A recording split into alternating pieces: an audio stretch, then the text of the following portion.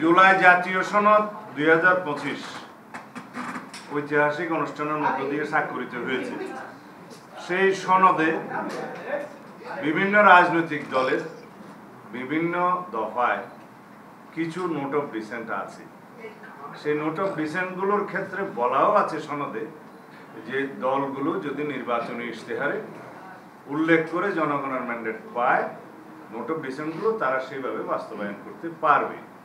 এখানে আমরা 100% একমত। এখনো আমরা সেই জায়গায় আছি এবং আমরা স্বাক্ষরিত সনদের বাইরে নাই। কিন্তু যেভাবে জাতীয় ঐকমত্য কমিশন সরকারের কাছে সনদ বাস্তবায়নের উপায় সংক্রান্ত যে সুপারিশ প্রদান করেছে, তার মধ্যে নোট অফ ডিসেন্টের অংশগুলো উল্লেখিত নাই, একদম নেই। শুধু প্রস্তাবগুলোর ব্যাপারে 48টা দফা দিয়ে তারা একটা তফসিল করেছেন। সেই তফসিলের প্রস্তাবগুলো সম্পর্কে গণভোটের প্রস্তাব করেছে।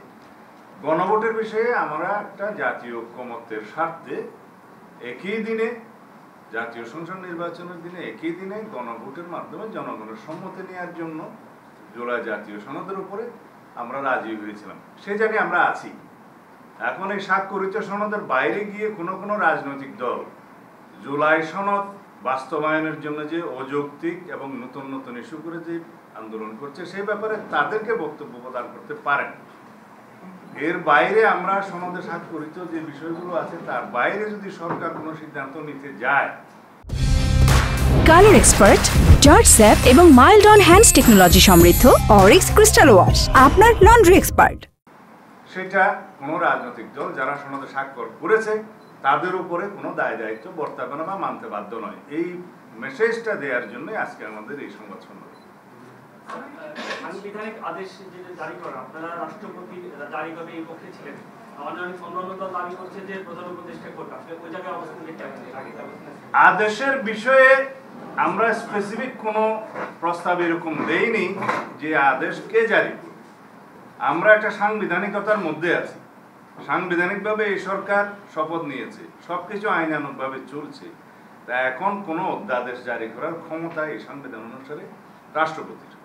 যদি কোনো আদেশ জারি করতে হয়, সেই আদেশের মর্যাদা যদি আইনি হয়, সেই আদেশ জারি করার মতো কোনো সাংবিধানিক অবস্থা বাংলাদেশে নেই।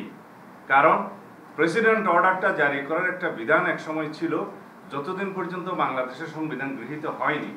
আপনারা সবাই জানেন সেরকম পিইউ অর্থাৎ প্রেসিডেন্ট অর্ডার নিয়েই তখন রাষ্ট্র চলত।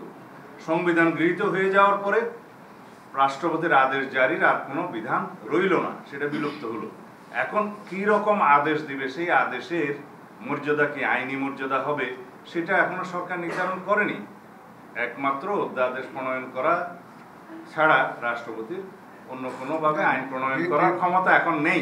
Between two sessions of parliament রাষ্ট্রপতি অধ্যাদেশ জারি করতে পারে, কিন্তু এখন যেটা করছে আর কি, রাষ্ট্রপতি অধ্যাদেশ জারি করে রাষ্ট্রপতি যেটা করছে, কিন্তু আদেশ জারি করার কোনো বিধান বর্তমান সংবিধানে নেই।